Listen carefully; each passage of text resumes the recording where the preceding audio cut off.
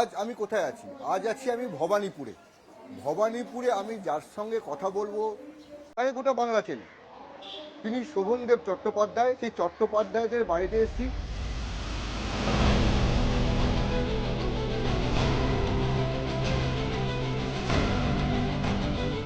মাটিতে লুটিয়ে ভাবি কতই না আমার মা আর আমার তার স্মৃতি দুবার ভুলে।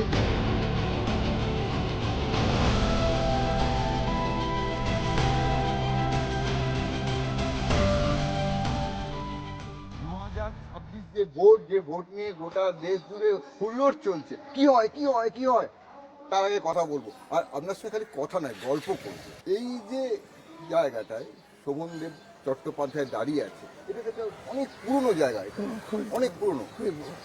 মানে এখানে আপনি কি এখানকারই আদি বাসিন্দা? এখানকার আদিবাসী না, আমরা এখানে প্রায় 8-9 জেনারেশন। 8-9 জেনারেশন আপনার এখানে আছে। তো আপনাদের বাড়ি কোনটা? এটা অ্যাকচুয়াল বাড়ি হচ্ছে এইটা, যেটা একটু বলে বোঝা যাবে। হ্যাঁ এইটা আমরা সামনেটা কনস্ট্রাকশন করেছিলাম হ্যাঁ তখন 75 এরকম সময়। এই পাশেরটাতে আমার ছোট কাকার বাড়ি, আচ্ছা তার পাশটা আমার সেজ কাকার বাড়ি। হ্যাঁ এটা পুরো বাড়িটাই ছিল আমাদের। ও হ্যাঁ, এটা আমাদের অ্যাকচুয়ালি বাড়ি নয়। হ্যাঁ এই যে বক্সিং ক্লাবটা, ও সেই বক্সিং, যে বক্সিং, হ্যাঁ, এটা বহু পুরনো বাড়ি আচ্ছা ছিল। আচ্ছা আর বাড়ি দেওয়াল বসে যেত বলে হ্যাঁ ক্যালকাটা কর্পোরেশনের জলের পাইপ নষ্ট হয়ে যেত। আচ্ছা সেই জন্য ওরা আমাদের ওখানে তুলে দেয়। হ্যাঁ তুলে দিলে আমরা বললাম কোথায় যাবো, মানে বাবার সঙ্গে তারা বলি কোথায় যাবে। বলে তখন ওরা এই জমিটা আমাদের দিয়েছে। এই জমিটা? এই জমিটা আচ্ছা জীবনের 24টা বছর কেটেছে। রান্নাঘরটা ছিল টালি খোলা, আচ্ছা আর খাবার ঘরটা ছিল টালি খোলা, আর শোয়ার ঘরটা ছিল টালির। টালি, আচ্ছা টালির এটা খোলা, হ্যাঁ এদিকটা টালি খোলা খোলা, মানে ওই গোল মতো লম্বা ওইগুলো। হ্যাঁ, ওই হ্যাঁ। এই বাড়িটা যখন এই জায়গাটা যখন দেয়, হ্যাঁ তখন আমাদের টালির যে চালটা ছিল, হ্যাঁ তাতে সেই যে কাঠের জাফরি করা ছিল, হ্যাঁ হ্যাঁ হ্যাঁ এটা ছিল সাহেবদের ঘোড়ার আস্তাবল ও, এটা ঘোড়ার রাস্তা বলছিল অ্যাকচুয়ালি। আচ্ছা সেই বাড়িটা আমরা বড় হয়ে আমার বাবাকে শুনেছি, ওই যে জাফরি দেখছি তো আমাদের লাগানো নয়। হ্যাঁ আমরা যখন এখানটা পাই তখন ওটা ছিল লাগানো। আচ্ছা মানে এইদিকে খোলা, এদিকে টালি, এটা আমরা পেয়েছিলাম এই অবস্থায়। হ্যাঁ। এটাতে আমরা থাকতাম। ও মানে ওটা একসময় ঘোড়ার রাস্তা আমার বলছিল? জীবনের 24টা বছর হ্যাঁ আমাদের বাড়িতে পাখা ছিল না। পাখা ছিল না? না, এই কলকাতার এই গরমে পাখা ছিল না? না ছিল না, বাবা কিনেননি। আমরা চাকরি বাকরি করলাম যখন, তখন আস্তে আস্তে প্রথম আমার বাড়িতে ঢুকলো সিনি ফ্যান, টেবিল ফ্যান। হ্যাঁ সেটা চিনি ফ্যান। হ্যাঁ হ্যাঁ তারপরে আস্তে আস্তে দাদা ব্যাংকে চাকরি করতো, ব্যাংকের ম্যানেজার হলো, আচ্ছা আমিও কর্পোরেশনে চাকরি করতাম। আচ্ছা এই করে তখন আস্তে আস্তে দুজনে লোন টোন দিয়ে আচ্ছা এই বাড়ি হলো। লোন করে বাড়ি? হ্যাঁ, এগুলো একদম অনেকদিন লেগেছিল শোধ করতে। মানে আচ্ছা আপনি তো কলকাতায় যখন তৃণমূল দলটা হলো, সেই তৃণমূলের প্রথম যে বিধায়ক আপনিই তো? আমি মানে তৃণমূলের প্রথম বিধায়ক মমতা বন্দ্যোপাধ্যায় নয়? মমতা বন্দ্যোপাধ্যায় তো বিধায়ক দাঁড়াননি, দাঁড়াননি, হ্যাঁ। তখন পরে দাঁড়িয়েছে। হ্যাঁ হ্যাঁ তখন তিনি তো দলের এমপি ছিলেন যখন দল তৈরি হয়, কারণ 3জন এমপি দরকার ছিল, একজন অজিত মাঝা, একজন এই আমাদের কৃষ্ণা বোস, একজন মমতা ব্যানার্জি। তারপর আপনি প্রথম বিধায়ক হলেন তৃণমূলের তৃণমূলে 98 সাল 98 দল তৈরি হলো। কি আসলে? তার আগে আমি এমএলএ ছিলাম। তার আগে মেল আমি কংগ্রেস থেকে আমি এমএলএ হয়েছিলাম 91 সালে বারুইপুরে। বাড়ি? ওটা দুটো টার্ম ওখানে ছিলাম। ওখানে আমি হিমেন মজুমদার আর সুজন চক্রবর্তী দুজনকে হারিয়েছিলাম। সুজন চক্রবর্তী হারিয়ে দিয়েছিলেন সেই হ্যাঁ, শিক্ষা ওদের পাড়ায়, ওর পাড়াতেই ওর পাড়াতেই? হারিয়েছিলাম। তারপরে মমতা আমাকে ডাকলো, ডেকে বললো যে শোভনদা আপনাকে এমএলএ সিট ছাড়তে হবে। আমি কেন? বললো আমাদের দল থেকে দাঁড়াতে হবে, তৃণমূল থেকে এমএলএ ছেড়ে দাঁড়াতে হবে। তখন আমাকে বলাতে আমি রাজি হয়ে গেলাম। আপনি যেটা আসন ছেড়ে দিলেন? হ্যাঁ, ছেড়ে দিলাম। মমতা বললো ছেড়ে দিলাম। আর মমতা বললো আপনি ছেড়ে দিলেন? তৃণমূল কংগ্রেসে জন্মেছে, তার একটা তখন সেরকম ভরসাও নেই। বিধানসভায় প্রতিনিধিত্ব দরকার। হ্যাঁ আচ্ছা তাই জন্য আমাকে না, আমি রাজশাহীতে দাঁড়ালাম, হ্যাঁ কারণ একটা বাই ইলেকশন ছিল ওটা। আমাদের ডাক্তার হৈবী ঘোষ ছিলেন, আচ্ছা উনি মারা গিয়েছিলেন। সেইখানে রাজবাড়িতে প্রথম আমি বাই ইলেকশনে জিতি। আচ্ছা মানে কংগ্রেস থেকে আপনি জিতেছেন, তারপর তৃণমূল দল বলল যে আপনাকে এবার কংগ্রেসের এমএলএ পদ ছেড়ে আপনাকে তৃণমূলের হয়ে লড়াই করতে হবে।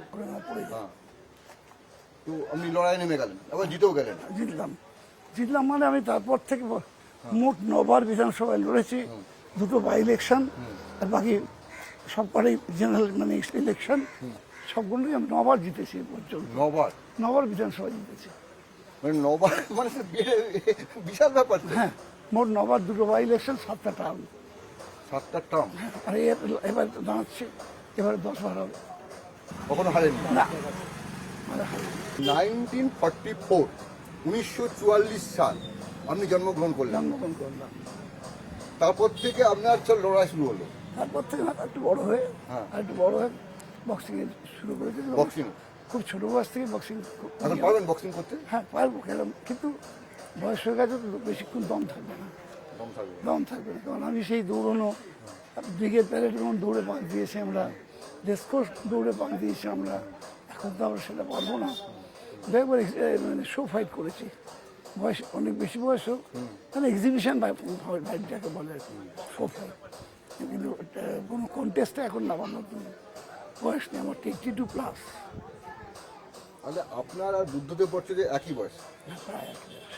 একই বয়স। তো 1944 বুদ্ধদেব ভট্টাচার্য জন্মগ্রহণ করেছে। এই বুদ্ধদেব ভট্টাচার্য আপনাকে গুন্ডা বলতে নাকি? না, ওটা বলেছিলেন, হ্যাঁ, জ্যোতি ঘোষ আমাকে বলেছিলেন। আমি তো আমার বাড়িপুরের এমএলএ, হ্যাঁ ওখানকার সিপিএমের এক নেতা, হ্যাঁ।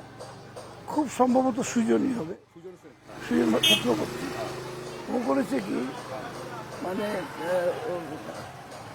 আসলে ওখানে চাষ হতো, যেটা বড় চাষ বলে, বড় চাষ, হ্যাঁ, ধানের। বড় চাষটা, এই চাষটা হতো আগে এই কোঠালের জলে, কোটালের কোটাল, জলে। হ্যাঁ। এখন মগরাহাট হচ্ছে এরকম বেসিন টাইপের, আচ্ছা। ওইখানে সে জলটা জমতো, হ্যাঁ। জমার পর ওই জলটা যখন উঁচু হতো, সেই জলটা বাড়ি পড়ে ঢুকতো, হ্যাঁ। সেই জলে আমাদের বড় চাষ হতো। হ্যাঁ। এবার বড় চাষ হতে গেলে ও করেছে কি, সমস্ত খালটার উপরে মাটি দিয়ে দিয়ে কে করেছে ওটা? বন্ধ করে দিয়েছে। সেই বড় চাষ বন্ধ হয়ে গেল, ও তখন বলতে আরম্ভ করলো, দেখেছেন আপনারা তো তৃণমূল কংগ্রেস, তখন তো কংগ্রেস, কংগ্রেসকে ভোট দিলেন, আর আপনাদের চাষ বন্ধ ও হয়ে গেল। ছলচাতুরি করেছিল? হ্যাঁ। হ্যাঁ। তো সেই সময় আমি অত্যন্ত ক্ষুব্ধ হয়ে গিয়ে সোজাসুজি বিডিওর যে অফিস ছিল, হ্যাঁ। সেই বিডিও অফিসে গিয়ে বললাম যে এই মুহূর্তে এটা ক্লিয়ার করতে হবে, জলটা, এই মাটিটাকে ক্লিয়ার করতে হবে। একটুখানি টাল বাহানা করছিল, তখন আমি তো বক্সিং হাত চলে প্রথম এরকম একটা মেরেছি ওর টেবিলের উপরে, ওর কাঁচটা ভেঙে গেছে। ভিডিও? ভিডিও অফিসে যে টেবিলের উপর কাঁচটা থেকে ভেঙে গেছে। ভেঙে যাবো তো পুলিশ এসছে, আমি পুলিশের ওসিকে আর ওই ভিডিওকে নিয়ে খালের পাশ দিয়ে হাঁটতে আরম্ভ করলাম ছেলেদের নিয়ে। আর ছেলেদের বলতে লাগলো যে এখান থেকে মাটি ভাঙো, একটা করে ওয়াল ভাঙছে, ভাঙতে ভাঙতে আস্তে আস্তে লাস্ট ওয়ালটা যখন ভাঙা হলো, তখন আস্তে আস্তে জলটা ঢুকলো। এই যে জলটা ঢুকলো, এইটা দেখে আমারও আনন্দ হলো যে চাষ হবে এবার। মানুষের একটা আমার উপর একটা কনফিডেন্স ছিল যে হ্যাঁ, শোভনদা আমাদের কাজটা করে দিয়েছে। এই গলিটা ছিল জ্ঞানেশ মুখার্জির বাড়ি। জ্ঞানেশ মুখার্জি? হ্যাঁ, একটু আগে গেলেই বাদিকে হেমন্ত মুখার্জির বাড়ি। হেমন্ত মুখোপাধ্যায়? একটু আগে। হেঁটে যাওয়া যাবে? আমার বাড়ি 25-এ, ওনার বাড়ি 27-এ। আর আপনিও তো গান করেন? হেমন্ত মুখার্জি আমাদের বাড়িতে অনেকবার এসছেন। আচ্ছা। আমার কাকিমা সঙ্গে ওদের বাড়ির খুব যোগাযোগ ছিল। হেমন্ত মুখার্জির ভাইজির চাকরি আমি দিয়েছি। হ্যাঁ। সে পাড়ার মেয়ে তো। মানে বনেদি কলকাতার যে একটা থাকে না বাবু, বাবু, সেই ব্যাপারটা মানে আপনার ধারক বাহকটা বাবু টাইপের কালচার যাদের বলা হতো দেখে, হ্যাঁ। সেই জমিদারদের মতো, হ্যাঁ, হ্যাঁ। সেই জমিদার আমরা কোনোদিন ছিলাম না। হ্যাঁ, কিন্তু সাধারণ, আমার বাবা ছিলেন সংস্কৃত পণ্ডিত, আচ্ছা। পৌরোহিত্য করতেন। হ্যাঁ। আমিও 12.5 বছর বয়স থেকে পুজো করেন? মানে এখনো করি। মানে ঘরের পুজো না? বাড়ির বাড়ির লোকের বাড়ি। আমাদের বহু যজমান ছিল। ও যজমান ছিল? হ্যাঁ, আমরা তাদের বাড়িতে গিয়ে পুজো করতাম। হ্যাঁ। এই পাড়াতেই আমাদের প্রচুর যজমান আছে। ওই 150 বাড়ি 150 বাড়ি যজমানি? যজমান ছিল। তো বড় লোক তো। না, তখন নৈবিতে মানে দক্ষিণেরা খুবই কম ছিল। মানে আমিও চট্টোপাধ্যায়, তো আমাদের মানে আমি নিজে করিনি, কিন্তু আমাদের বাড়ি কাকারা পুজো টুজো করে, দেখতাম বেশ ওই পোশাকের সঙ্গে কলা টলা সব। এসব তো আসছে, বন্ধুরা রাস্তায় কাড়াকাড়ি করতো, যে দে আলু, যে যা কি ও ফল দিয়ে যা, আমার হাতে নারায়ণ আছে রে, হ্যাঁ। বাড়ি গিয়ে শালগ্রাম শিলা। হ্যাঁ নারায়ণ ডেকে দিচ্ছি। হ্যাঁ, আমি যেখানটা বসে আছি আপনার সঙ্গে সে মনে হচ্ছে কোনো প্রাচীন একটা সেই আগেকার দিনে সিনেমাতে দেখা যেত না বাড়িগুলো, সেই বাড়ির সামনে আপনার বাড়ির ওখানটা সেই সেই পুরো সাদা কালো সিনেমা। পাড়াটাই তো খুব পুরনো পাড়া, এটা তো নতুন পাড়া নয়, আচ্ছা, বহু পুরনো পাড়া এটা। এখান থেকে মমতা ব্যানার্জির সঙ্গে কাছাকাছি বাড়ি মনে হয়, তো মানে যোগাযোগ ব্যাপারটা কি করে হলো? যোগাযোগ হয়েছিল তখন পার্টি করতে গিয়ে যোগাযোগ হয়েছিল আর কি। কংগ্রেস। হ্যাঁ, তখন ও ছাত্র পরিষদ হতো যখন, তখন থেকে ও কিন্তু খুব লড়াকু। কলেজেতে ডিএসও ছিল, আমাদের কলেজটা পুরোটাই ডিএসও ছিল, নাইট, ডে এবং মর্নিং। ও মর্নিংয়ে পড়তাম, আমি ডেতে পড়তাম, ওর থেকে আমি সিনিয়র, আমি পাস আউট হয়ে গেছি সিনিয়র। কিন্তু আমরা খবর পেতে থাকি যে কলেজে ও ছাত্র পরিষদ ইউনিট করেছে, লড়াই করে। লড়াইটা কীরকম, যে বিভিন্ন ছাত্রছাত্রীদের নানা সমস্যার সমাধান করে দিয়ে নিজেরা মিশুকে টাইপের ছিল নাকি? উদ্যোগী ছিল, খুব উদ্যোগী। আস্তে আস্তে ইউনিট গড়ে এবং লড়াই করে, ওখানে ছাত্র পরিষদ থেকে ইলেক্টেড ইলেকশন করে। ওইখান থেকে ওর অ্যাকচুয়ালি রাজনীতিটা অ্যাক্টিভ পলিটিক্সে শুরু। তার আগেও বাবার সঙ্গে হয়তো যাতায়াত করতো, বাবা ছিল একটু কংগ্রেসের লোকই, কিন্তু ওর বাবা ওই কোনো মিটিংয়ে টিটিংয়ে গেল, এলাকায় মিটিং হচ্ছে গেল, ওর সঙ্গে যেত। তারপর সুব্রত মুখার্জি ওকে দক্ষিণ কলকাতা জেলা কংগ্রেসের একটা সেক্রেটারি করে, সুব্রত মুখোপাধ্যায়। সুব্রত মুখোপাধ্যায়, যে জন্য সুব্রতকে খুব শ্রদ্ধা করতে আর কি। ওর একটা ঘটনা বলি আমি। একবার ও তখন একটু করে প্রদেশ কংগ্রেসে গিয়ে বসে থাকতো কিছুক্ষণ জন্য, মানে রাজনীতি করবার মানসিক ইচ্ছাটা খুব প্রবল ছিল। কালীপদ মুখার্জি যেটা বাড়ি, যেখানে আমাদের কংগ্রেস অফিস ছিল, সেই অফিসে গিয়ে বসে থাকতো। একদিন এক মহিলা খুব কাঁদছেন, কাঁদতে এসে তখন ওগুলি কিছু মমতা কিছু বলে, দেখছে তাই না কী করছে। তখন মমতা জিজ্ঞেস করলো কী হয়েছে, বললো যে আমার স্বামীর ধর থেকে গলাটা নামিয়ে দিয়েছে, আমি এসেছিলাম এখানে কিছু যদি উপকার করেন এখানকার নেতারা, তার জন্য। তখন মমতা জিজ্ঞেস করলো না কী বললেন, বললো কিছুই বললেন না। আচ্ছা ঠিক আছে, আমি কাল সকালে আপনার বাড়ি যাবো। মমতা দুজন সাধারণ লোক ছেলে নিয়ে গাড়ি করে পৌঁছে গেলেন বাড়িতে, গিয়ে দেখছেন যে মহিলা বসে আছে মাঠের ধারে, আর ওর স্বামীর মুন্ডুটা নিয়ে সিপে মেলে ওরা খেলছে। এটা কোথায় ঘটনা? এটা পেপারে পড়া ঘটনা। অনেক মানে মমতা তখন ছোট সেই সময়কার, কিন্তু ওর সাহসটা অপরিসীম। ওর নন্দীগ্রাম চলে যাচ্ছে রাতের বেলা, এই সাহস নিয়ে বেরিয়ে গেল। মমতার উত্থানের পিছনে কি মমতার সাহসটা বড় ফ্যাক্টর? অসাধারণ সাহস, সেটা সাধারণ মানুষের মধ্যে খুব রেয়ার ঘটনা। মেয়েদের তো বটেই, ছেলেদের মধ্যেও রেয়ার। ছোট ছিলাম, অনেক ছোট ছিলাম, তখন একটা শুনেছিলাম মমতা মাসি বাজায় বাসি, প্রিয় বাজায় ঢোল, সিপিএমের তরফ থেকে। অনেক কিছু হ্যাঁ, অনেকদিন আগে আমি শুনেছিলাম। সব তখনকার দিন ছড়া কাটা বলতে গেলে আমার দাদা ছিল অসাধারণ ছড়া লিখতো।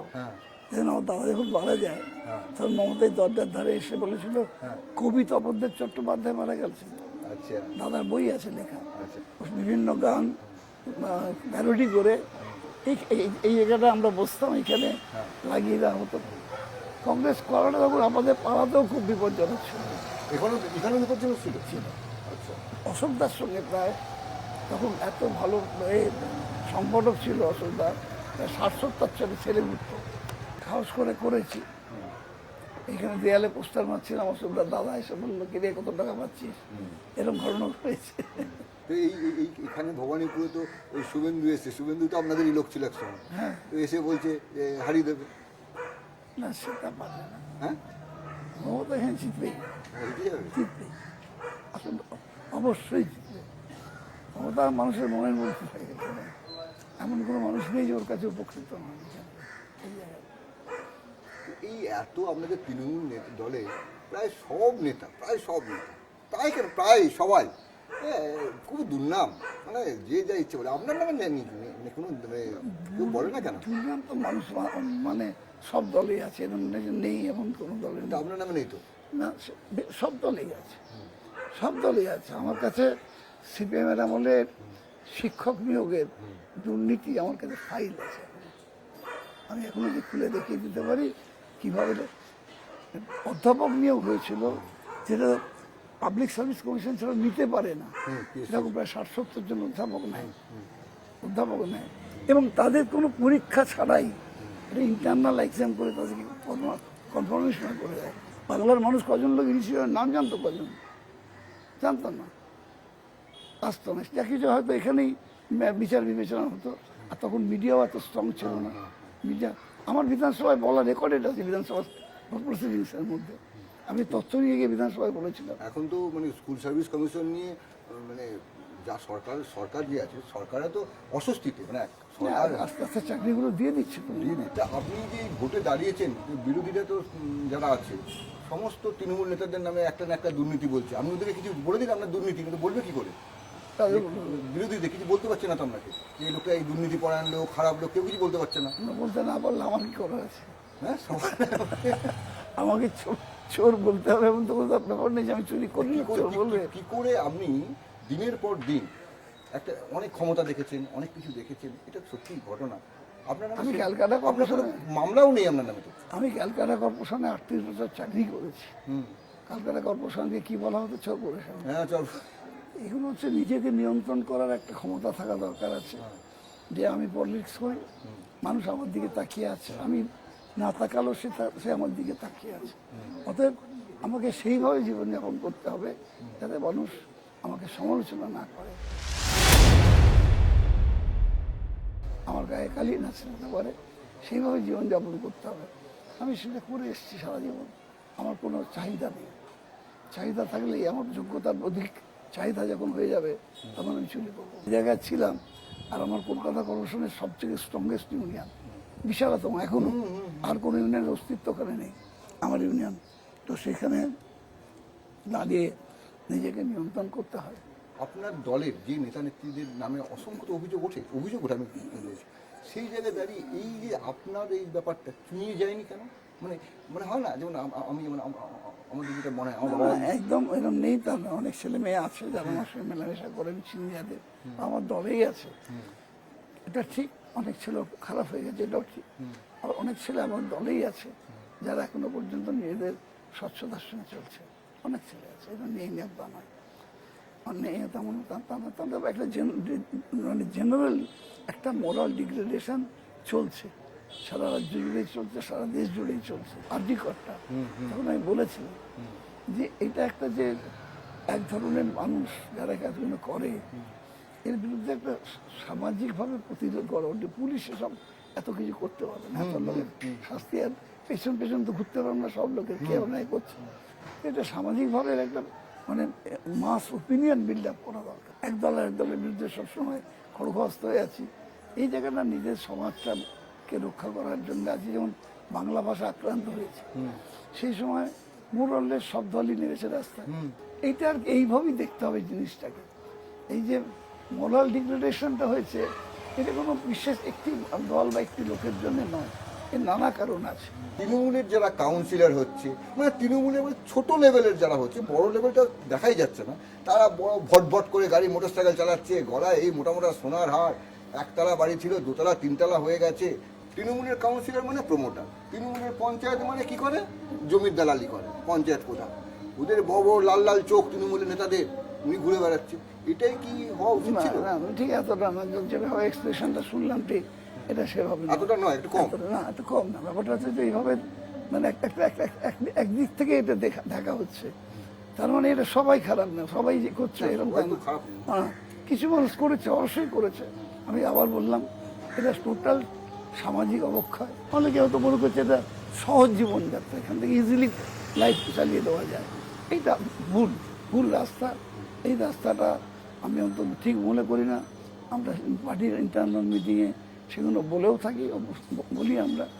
দেখা যাক আস্তে আস্তে মমতা অনেক সময় কঠিন হয়, কিছুটা কাজ হয়, তারপরে আবার কিছুটা হয়তো ভেঙে পড়ে।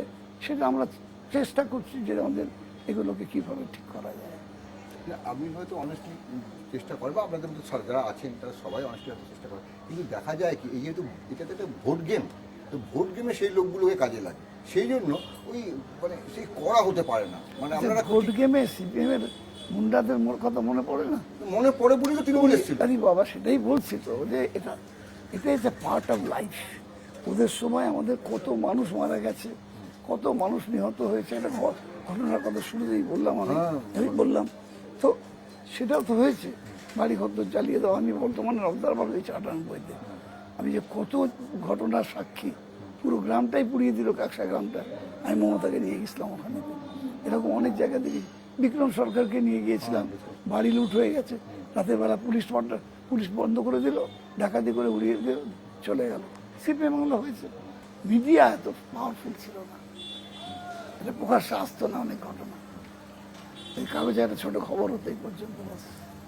তখন 2011-তে আপনাদের লোক কম ছিল, মানে লোক ছিল কিন্তু এই প্রতি বুথে এই যে লোক দেওয়া, সেই জায়গাগুলো সেটা ওই আন্দোলন করতে করতে হয়েছে, মানুষ তৈরি হয়ে গেছে, আন্দোলন করতে করতে লোক তৈরি হয়েছে, তারপর প্রতি বুথে লোক দেওয়া গেছে। আমরা তো কংগ্রেস করেছি যখন, আমার মনে আছে আমাদের বাড়ির পরিবারের সবাই গিয়ে স্ট্রিট বুথ অফিসে বসতো। আমার স্ত্রী, আমার বাড়ির বৌদি, আমাদের বাড়ির মেয়েরা সবাই গিয়ে বসতো, ছেলেরা সব বসতো গিয়ে। আমরা মানে আপনার স্ত্রীও কি পলিটিক্স, রাজনীতি? আরে বাবা, আমি আমার আগে থেকে রাজনীতি সে আগে থেকে রাজনীতি করে? মানে সে আমাদের, আপনি কি প্রেম করে বিয়ে করেছেন? হ্যাঁ। সে তখনকার দিন থেকে প্রেম? হ্যাঁ। হ্যাঁ। আমার স্ত্রী কি বলে সিদ্ধার্থ শঙ্কর রায়ের পলিটিক্যাল সেক্রেটারি ছিলেন। আচ্ছা। আমার স্ত্রী মস্কো গিয়েছিল মানে যুব সম্মেলনে, ভারতবর্ষের একমাত্র মহিলা প্রতিনিধি হিসেবে। মমতার সঙ্গে কলম্বোয় সাক কনফারেন্সে গেছে। তো পলিটিক্যাল মেয়ে, আদ্যপান্ত একটা রাজনৈতিক, এবং 100% অনেস্ট, 100% অনেস্ট ছিল। মানে আমি কত, আপনার কথাটা বলতে কত ভালো লাগছে, অনেস্ট। আমরা অনেক কিছু করে ফেলি, মানে এই যে কথাটা বলার মধ্যে একটা গরিমা আছে। এরকম বাড়িতে থাকবো কেন, এই বাড়িতে থেকেছি আমরা। সেই জন্যই কি আপনার আপনি মমতা বন্দ্যোপাধ্যায়ের মুশকিল আসান, আজকে আপনাকে এক আসন, কখনো ওখানে, কখনো বালিগঞ্জে যেতে হচ্ছে, কখনো এখানে যেতে হচ্ছে, দাঁড়াতে হচ্ছে। কি জন্য আমি সেখানে কি করে বুঝবো, সেটা মমতা জানে কি জন্য। তবে আমি খুব মানে দলের নির্দেশ মেনে চলা মানুষ। যে অধীর রঞ্জন চৌধুরী, মানে কংগ্রেসের সবাই প্রায় ছিল, কিন্তু অধীর রঞ্জন চৌধুরী এক বজ্ঞা মমতা বিরোধী, কি ব্যাপারটা কি? এটা একটা পলিটিক্যাল এজেন্ডা হতে পারে, আমি জানি না। মানে সবাই দেখি মমতার সঙ্গে চলে এসছে, কিন্তু অধীর রঞ্জন চৌধুরী ওই মানে একটাই লাইন। এটা তার পলিটিক্যাল এজেন্ডা, কোনো এমনি ঝোঁকা টোকা ছিল না? না, ব্যক্তিগত ঝগড়া। বাবুর বাড়িতে আমি এসেছি, আমি বাড়ির সামনে রাস্তায় হাঁটছিলাম, তো উনি বললেন আর একটু আমার এই লাইব্রেরিটা দেখে যাও। মানে এটা লাইব্রেরি আর আমরা অফিস রুমও, তাই তো? পার্টি বিভিন্ন কাজকর্ম হয়, পার্টিটা করি আমার রাজবিহারী অফিসে বসে, ওখানে পার্টি অফিসে ট্রেড ইউনিয়ন অফিস ছিল ওটা, ওইখানে বসে করি। কিন্তু এখানেও সকালবেলা পাবলিক মিটও করি। আচ্ছা, এখানে কিন্তু অনেক বই তো, ওই তো বিদ্যাসাগর আছে, ওই দিলাম উপনিষদও আছে, সবই আছে। হ্যাঁ, পড়েন না এগুলো দেখাবার জন্য? না, এখন হচ্ছে অন কল, মানে আমাকে পড়তে হয় বিভিন্ন সময়, বিভিন্ন কাজে লিখতে গেলে। আর্টিকেল লিখি তো আমি, আমার প্রচুর আর্টিকেল আছে, বই আছে। এই একটা বই দেখছি, শোভনদেব চট্টোপাধ্যায় কবিতা সংকলন, এগুলো যে কয়েকটা বই থেকে নেওয়া। বহমান, নিরন্তর বয়ে যাও তুমি, কত জনপদ ছুঁয়ে, কত শস্যক্ষেত্র, কত মানুষের কত পাপ ধুয়ে দাও তুমি। কখন লেখেন?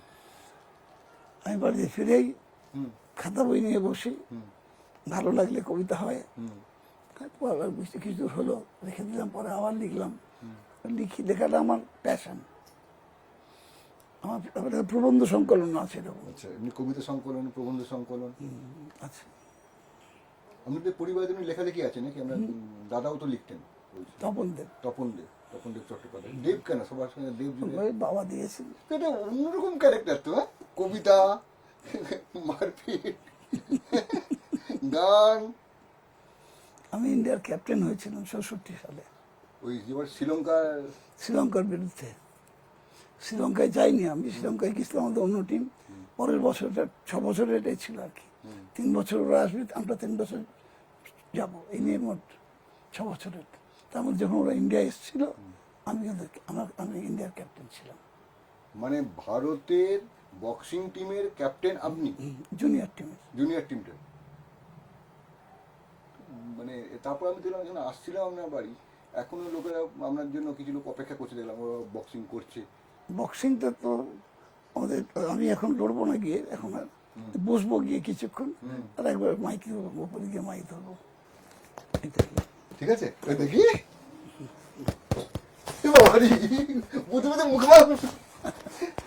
এটা হচ্ছে ভয়ঙ্কর পাঞ্চ।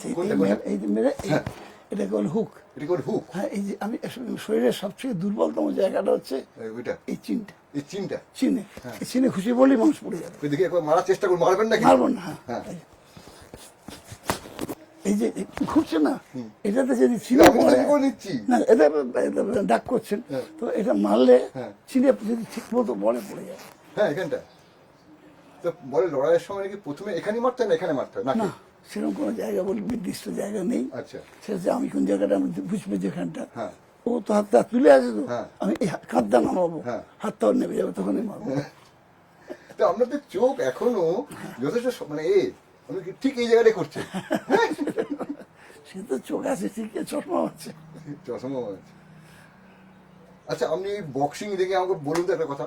একেবারে মানে এটা লড়াই হচ্ছে, আপনি বক্সিং এ লড়েছেন, বিজেপি বলছে তৃণমূল সাপ ওরা পেয়ে যাবে 160 থেকে 170-এর কাছাকাছি আসন। অল্প গাছ, অল বোগাস। ক্ষমতায় আমরাই আসবো এবং ভালোভাবে আসবো, গতবার থেকে বেশি আসবো কি আসবো। গতবার থেকে বেশি 11, আসন। হ্যাঁ ইয়েস, 11 থেকে 16 বেশি পেয়েছি, 16 থেকে 21 বেশি পেয়েছি, 21 থেকে 26 আরো বেশি পাবো। কত বেশি পাবেন? আর আমাদের 114 ছিল, 214 ছিল, হ্যাঁ। তার থেকে বেশি পাবো, তার থেকে বেশি পাবেন? অবশ্যই পাবো। মোর দ্যান এনিথিং কনফিডেন্ট আমরা। একটা এসআই আর সর্বনাশ হয়ে গেছে। আর এই যে এখানে এসে আমি তো নিজে তথ্য সংগ্রহ করি, ওই যে দেখতে পাচ্ছ বইগুলো, খাতাগুলো, এগুলো আমার সব পেপার কাটিং। এগুলো আমার সারা বছর পেপার কাটিং হয়, 8টা কাগজের পেপার কাটিং থাকে, এইগুলো সব কাটিং পেপার। Paper cutting. আচ্ছা। তো আমি, হ্যাঁ। আমার কাছে তথ্য আছে যেখানে কেন্দ্রীয় সরকার বলছেন, কেন্দ্রীয় সরকারের মন্ত্রী বলছেন, আর এখানে এসে প্রধানমন্ত্রী ব্লেটেন্ট লাই বলে যাচ্ছেন, স্বরাষ্ট্রমন্ত্রী ব্লেটেন্ট লাই বলে যাচ্ছেন। উনি কি কারণে, মমতা বন্দ্যোপাধ্যায়ের মতো সামান্য ক্ষুদ্র মানুষ, তার বিরুদ্ধে ভারতবর্ষের প্রত্যেকটা রাজ্যের মুখ্যমন্ত্রী, কেন্দ্রীয় সরকারের প্রধানমন্ত্রী, স্বরাষ্ট্রমন্ত্রী সবাই এসে পৌঁছে গেছেন এখানে, কি কারণে?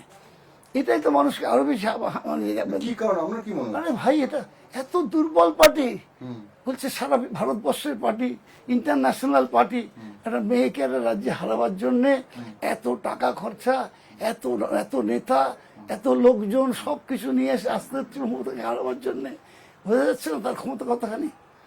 সে সেই ক্ষমতা দিয়ে জিতবে, সেটা মানুষের দেওয়া ক্ষমতা, সেই ক্ষমতাতেই জিতবে মমতা বন্দ্যোপাধ্যায়। আমার কাছে, আমাকে যে সেই তর্কে বসে বুঝিয়ে দেবো তাকে যে মমতা বন্দ্যোপাধ্যায়, আমরা যখন 11 এলাম তখন ভারতবর্ষের 20টা বড় রাজ্যের মধ্যে আমাদের জায়গা ছিল 14 নম্বরে। আজকে ভারতবর্ষের 20টা রাজ্যের মধ্যে আমাদের জায়গা 3য় নম্বরে। মমতা বন্দ্যোপাধ্যায় এটাকে তুলে এনেছেন, আরও তুলবে সামনে 26 থেকে। আমার কাছে সব তথ্য আছে, আমি বিনা তথ্যে কথা বলি না। কলকাতার এই 11টা সিট, 11টা সিটের মধ্যে তৃণমূল কংগ্রেস কোনটা কোনটা হারছে? কোনটা কোনটা হারছে? হারবে না তো, 11টার মধ্যে একটা হারবে না? কলকাতা সব কটা সিট পাবো। জোড়াসাঁকো?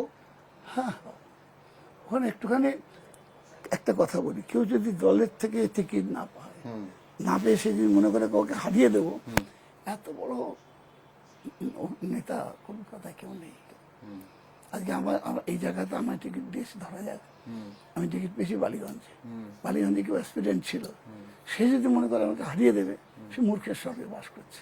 ওই মানুষ ভোট দেয়, তার পরিবারের লোক তার অতএব তার কথা শুনবে, আর দিকান্ত জানাশোনা কয়েকজন লোক তার কথা শুনবে, মানুষটাকে তাকে বলবে হ্যাঁ দাদা, তার কথা শুনবে না। এইটাই কমন সাইকোলজি। কেউ এত বড় নেতা কেউ হয়ে যায়নি, বা সেই মানে নেতাজির স্ট্যান্ডার্ডের নেতা কি মহাত্মাজির স্ট্যান্ডার্ড নেতা কল করলে পিপল পাগল হয়ে যেত, সেরকম এরা কেউ নয়। এরা বললেই মানুষ তার পক্ষে ভোট দিয়ে দেবে, অন্যের পক্ষে ভোট দিয়ে দেবে, এটা হবে না, হবে না, না হবে না। আচ্ছা, এই যে প্রথম দফার ভোট আবার দ্বিতীয় দফার ভোট, আপনি যদি প্রথম দফার আসনগুলোতে কোথায় কোথায় ভোট হচ্ছে দেখেন, এবং দ্বিতীয় দফার আসন, এটা একটা অন্যরকম কোনো অঙ্ক পাচ্ছেন খুঁজে? কারণ প্রথম দফার সারা সমস্ত ব্যাপারটাই বাংলা দখলে এবারে যে ভয়ঙ্কর ভূমিকা গ্রহণ করেছে বিজেপি এই ইলেকশন কমিশনকে দিয়ে। ইলেকশন কমিশন তো এখন বিজেপির একটা শাখা সংগঠন। ইলেকশন কমিশন হচ্ছে একটা সাংবিধানিক অত্যন্ত উচ্চ ক্ষমতা সম্পন্ন এবং সম্মানজনক জায়গা, সেটাকে নামিয়ে এনেছেন দলের একটা শাখা সংগঠনে যা বিজেপি বলছে তাই করে দিচ্ছেন। না, আপনারা বলছেন ইলেকশন কমিশন খারাপ, আপনারা বলছেন কেন্দ্রীয় বাহিনী খারাপ, সবাই খারাপ। আরে তাহলে ভাই, কোন দিন দেখা গেছে ভারতবর্ষের কোন রাজ্যে এত কেন্দ্রীয় বাহিনী গেছে? এটা একটা ফিয়ার সাইকোসিস তৈরি করার জন্য। কোন রাস্তায় এক মাস আগে থেকে রুট মার্চ হচ্ছে। কোন রাজ্যে এত মারপিট হয়? মারপিট কে আছে? মারপিটের এত পুলিশ লাগবে কেন? আগে কি জন্য সামলানো লাগবে? যায়নি, হ্যাঁ, এত পুলিশ তো আর সামলানো এই যায়নি। পুলিশও সামলাতে পারবে না তাহলে কোনোদিনই পারবে না।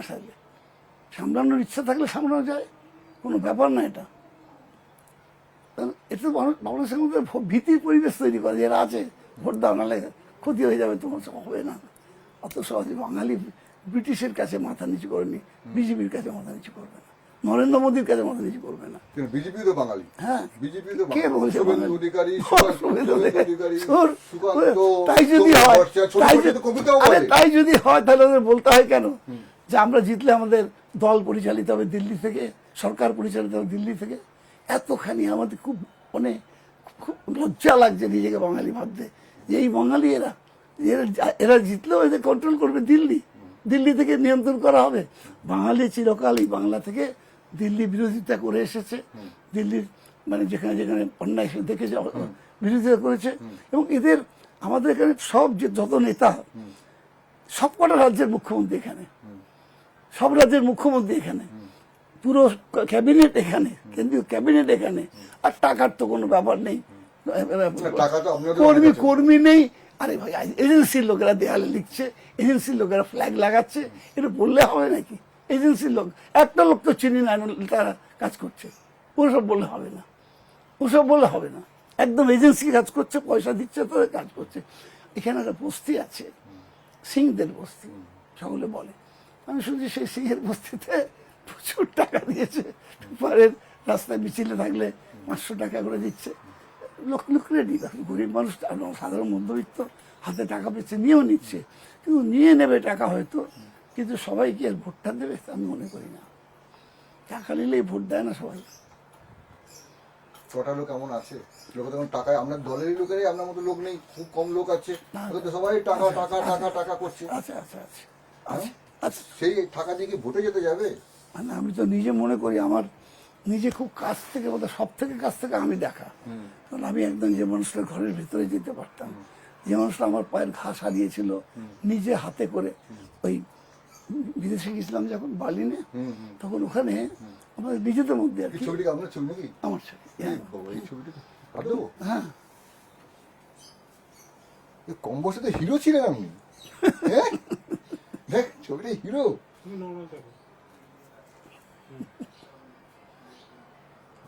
জার্মানদের জামা যেমন গিফট করেছিল আমায়, কলকাতায় ফিরে ছবি তুলেছিলাম। ওইখানে আমার ওই নিজেদের মধ্যে হাডুডু খেলতে গিয়ে পা ছড়ে গিয়েছিল, খারাপ হাত ছিল না, হাঁটু ছড়ে গেছিল। আর একদিন মোহাম্মদ আমার পাজামাতে রক্ত থেকে বলছে, কী ব্যাপার সব পায়ে রক্ত কেন? আমি বললি যে ওখানে ছড়ে গিয়েছিল, ওখানে নিজে ঘরের মধ্যে নিয়ে গেল, নিজের ঘরের মধ্যে বলে পাজামা তুলুন, দিয়ে নিজে গরম জল দিয়ে নিয়েছে, পুরো চামড়াগুলো, ওপরের চামড়াগুলো, মমতা পুরো চামড়াগুলো আস্তে আস্তে করে তুললো। এ নিয়ে লেখাও আছে আমার, চামড়াগুলো তুললো, তুলে ভালো করে ওষুধ দিয়ে ব্যান্ডেজ করে দিল, বললো 3 দিন বাদে আসেন, এসে আবার আপনি আমার কাছে করে নিয়ে যাবেন। আমি আবার 3 দিন পরে গেলাম। ডাক্তারিও করেছে? না না, সেবা, এটাকে বলে সেবা। করে আবার 3 দিন পরে করে দিলেন, আমার হাঁটুর ঘা সেরে গেল। হাঁটুর ঘা সহজে সারে না। আচ্ছা, আপনার ওই আমি জার্মানির ফটো দেখলাম, এখানেও আরেকটা ফটো দেখতে পাচ্ছি। এটা আমার স্ত্রী আছে, এই জন্য। এটা ইন্দিরা গান্ধী, সোনিয়া গান্ধী, সিদ্ধার্থ রায়, রাজ্যপালের স্ত্রী, এইটা আমার স্ত্রী। ও, মানে যে আপনার আগে থেকে পলিটিক্স করছে রাজনীতিতে।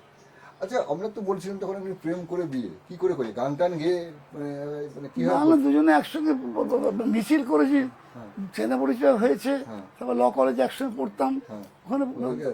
আপনি তো খুব মানে ভালো গান টান করেন, মারপিট করেন, গান করেন, কবিতা লেখেন। না না, সে গান করি মানে আমি আমার এনসিসি থেকে শিখে গান করি। এনসিসি করেছেন 6 বছর, 6 বছর, 2 বছর এই করেছি, টেরিটোরিয়াল আর্মি করেছি। ওখান থেকে অবশ্যই চালাতে জানি আমি। ওখান থেকে চ্যাম্পিয়ন হয়েছি, টেরিটোরিয়াল আর্মিতে, ইন্টার টেরিটোরিয়াল আর্মি চ্যাম্পিয়ন আমি।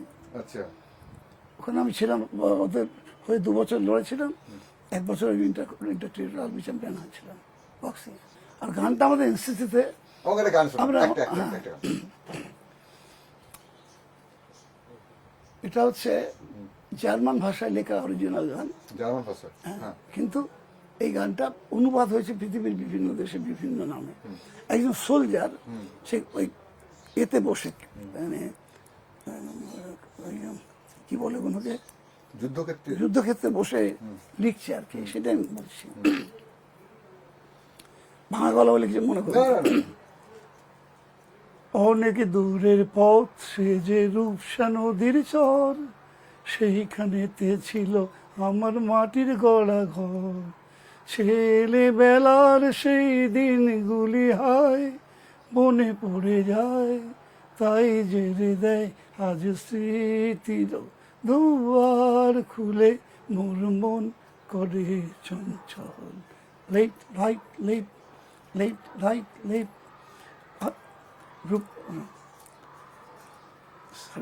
মায়ের দেওয়া মিষ্টি মোয়া টাটকা নলেন গুড়, সেই ছিল মোর স্বর্গ সুধা করতো ক্ষুধা দূর। ধান ভাঙতো মেয়েরা আগে তো ছড়া গান, তার মিঠে তান খুশি করে প্রাণ, তার স্মৃতির দুয়ার খুলে মোর মন করে চঞ্চল। লেফট রাইট লেফট, 5টি বছর দিন রাত চলছে অবিরাম, মেশিন গান আর হ্যান্ডগ্রেনেডের ধ্বংসলীলাটান। মাটিতে লুটিয়ে ভাবি কতই না আমার মা আর আমার গান, তার স্মৃতির দুয়ার খুলে মোর মন করে চঞ্চল। Left right left right left right. দারুণ না? আপনার মানে অনেক মানে পুরনো একটা স্মৃতি থেকে গাইলেন। হ্যাঁ, মানে আপনার এগুলো মনে আছে পুরোটা। এনসিসি গান, আমরা পাঞ্জাবি গান জানি, উড়িয়া গান জানি, এবং পাঞ্জাবিতে যে যত বেশি গান গাইতে জানতো ক্যাম্প ফায়ারে তারা বেশি মাংস পেত। ও মাংস পেতে পাঞ্জাবি। আচ্ছা, আমরা গান শুনলাম, এবার আমি দেখবো আপনার এই পাখির জায়গাটা যেখানে আপনি পাখি রেখেছেন। আমার দুটো মানে নেশা, আমার পরিবারের সকলেরই গাছ আর পাখি। আমার গাছের জায়গা নেই, তবু এখানে পেয়ারা হয়, এত বড় বড় লঙ্কা হয়, তারপরে দুটো মোসাম্বি লেবু হয়েছে, কুল হতে আপেল কুল, আপেল কুল হয় আমার বাড়িতেই হয়। সেখানে আমি করি। আমাদের বাড়িতে আগে এখন ছাদে ছিল গাছ, তখন আরো ভালো ফুল হতো। এখানে 1.5 ঘন্টার মতন দূর পায়, ফলে একটু কম হয় আর কি। ঠিক আছে, পাখি আমি দেখছি। আপনার এইগুলো সব মানে এত পাখি? হ্যাঁ, এটা কি পাখি? লাভবার্ড। লাভবার্ড। আচ্ছা, এটা হচ্ছে ককটেল। এটা ককটেল। এখানে বদ্রি আছে ওইটাতে, ওইগুলো বদ্রি ওই যে ভীষণ চাঁদামিটি করে সারাদিন। আর এখানে আছে ফিঞ্চ। মানে আর এই আমার বাগান, এখান থেকে অন্ধকারে বোঝা যাবে না। হ্যাঁ, এটাই বাগান। আমি যখন বিকেলবেলা এসেছিলাম, আমি দেখলাম এই ফুটে আছে, এই মৌসুম্বি আছে, মানে এখানটা হ্যাঁ, মৌসুম্বি আছে, আর গন্ধরাজ লেবু আছে একটা। গন্ধরাজ লেবু আছে না? আমি এমন একটা মানুষের সাথে কথা বলছি যার মানে বিভিন্নভাবে গান, বক্সিং, পাখি ভালোবাসা, তারপর এনসিসি করেছেন, তারপর তার যেটা হচ্ছে গাছপালা লাগান। এখানে তো কলকাতায় গাছ লাগাবার জায়গা নেই, সেখানেও গাছ লাগাবার জায়গা।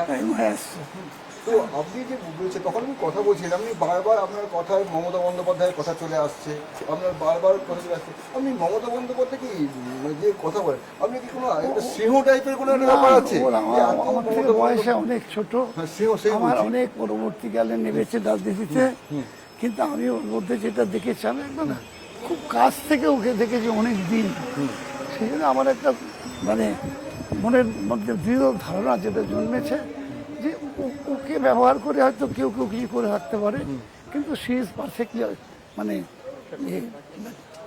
Spotless lady, perfectly. বন্দ্যোপাধ্যায় একাকি করতে পারবে, মমতা বন্দ্যোপাধ্যায়, বাকিরা তো এটা অন্যরকম হয়ে যাচ্ছে। আচ্ছা, অভিষেক বন্দ্যোপাধ্যায় নিয়ে আমার ধারণা কি? না, ওর সম্পর্ক আমি সেইভাবে কিছু কোনো দুর্নীতির খবর শুনিনি। মানে অভিযোগ রোজ সেখানে বলে যাচ্ছে দিল্লির নেতারা। আচ্ছা, ওরা দিল্লির নেতা, মনে রাখতে হবে তাতে সমস্ত এজেন্সি আছে, প্রমাণ করে জেলে ভরে দিক না। ও তো বলছে প্রমাণ করলে আমাকে কাউকে জেলে নিতে হবে না, আমি নিজে ফাঁসি কাটে ঝুলবো। এত বড় চ্যালেঞ্জ দিচ্ছে, করুক না দেখি, কেউ বাপের বেটা আছে, কেউ পারে যদি প্রমাণ করুক। আরে ধোঁয়া উঠুক না। আরে যাদের এতগুলো এজেন্সি, তারা কেন পারছে না? তারা কেন প্রমাণ করতে পারছে না? এত বড় চ্যালেঞ্জ করছে যে প্রমাণ করতে পারছে না কেন BJP? All this are bogus. এই কথা বলতে বলতে আমরা চলে এলাম আপনার ক্লাবে হ্যাঁ, এখানে যে এই আমার ক্লাব, এই আমার কন্টেস্ট হচ্ছে, কন্টেস্ট হচ্ছে, বক্সিং কন্টেস্ট হচ্ছে। সারাটা দিন আপনি এইগুলো নিয়েই ভাবেন নাকি খালি বক্সিং পাখি গাছপালা ভালোই তো আছে।